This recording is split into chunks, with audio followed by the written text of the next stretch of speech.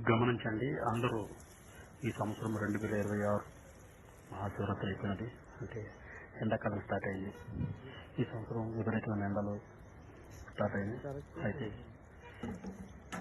ప్రతి పక్షి ఎండాకాలం విపరీతమైన నీటి సమస్యలు ఎదుర్కొంటాయి. చాలా పక్షులు నీరు లేక చనిపోతాయి. కాబట్టి వీలైనంత వరకు మీ డాబాల మీద కనీసం ఒక జిగ్గు నీళ్ళైనా పక్షులకు ఏర్పాటు చేయండి. అలాగే కుదిరితే చిరుధాన్యాలు కూడా వాటికి ఆహారంగా వేయండి.